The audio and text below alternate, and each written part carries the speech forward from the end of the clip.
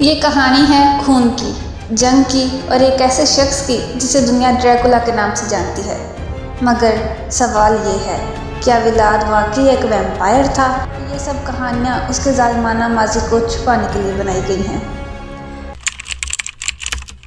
سن 1962 میں سلطنت عثمانیہ کے سلطان محمد فاتح کی فوج ولاقہ کی طرف بڑھ رہی تھی۔ گھوڑے دوڑ رہے تھے، سپاہی تلواریں لہرا رہے تھے، مگر اچانک وہ ایک خوفناک منظر کے سامنے رک جاتے ہیں۔ ہزاروں لاشیں کھمبوں پر چڑھی ہوئی، کچھ کی آنکھیں نکلی ہوئی، کچھ کے جسم کے ٹکڑے کیے ہوئے۔ یہ تھی ولاد 3 کی جنگ کی حکمت عملی۔ وہ دشمن کو تلوار سے نہیں بلکہ خوف سے ہراتا تھا۔ جب عثمانی فوج نے ولاقیہ میں قدم رکھا تو انہیں کسی سپاہی نے نہیں روکا، بلکہ 20,000 سے زائد لاشوں کی خوفناک وادی نے ان کا استقبال کیا۔ سلطان محمد دوئم کا چہرہ حیران کن، سپاہیوں کی آنکھیں خوفزدہ تھیں، سب کچھ ہولناک تھا۔ کہا جاتا ہے کہ جب سلطان محمد نے یہ منظر دیکھا تو وہ کچھ لمحوں کے لیے ہچکچایا۔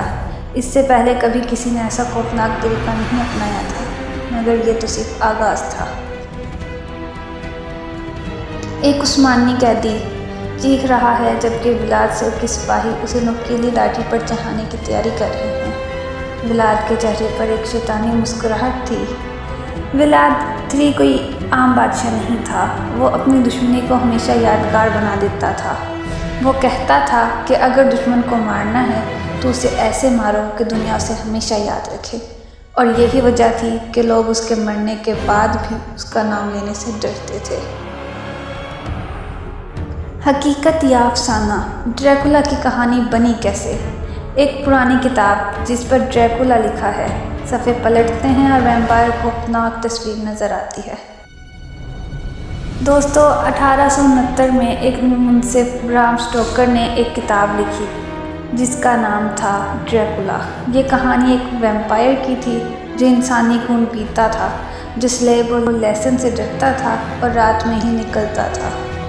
مگر حقیقت یہ تھی کہ یہ کردار کسی اور پر نہیں بلکہ ولاد دی امپیلر پر مبنی تھا۔ تو کیا واقعی ولاد 3 مرنے کے بعد ایک ویمپائر بن گیا، یا سب محض کہانیاں ہیں؟ ترکوں کو فتح ہوئی مگر ڈریکولا کہاں گیا؟ 1476 ایک خونی جنگ کا میدان، سلطان محمد فاتح کی فوج نے بالآخر ولاقہ پر قبضہ کر لیا، مگر ولاد کی لاش کہیں نہیں ملی۔ کہا جاتا ہے کہ ترکوں نے ولاد کو قتل کر دیا، مگر اس کی لاش کبھی نہ ملی۔ کچھ لوگوں کا ماننا ہے کہ وہ دوبارہ زندہ ہونے کے لیے کہیں چھپ گیا۔ جب دنیا دوبارہ خون میں نہائے گی تو وہ واپس آئے گا۔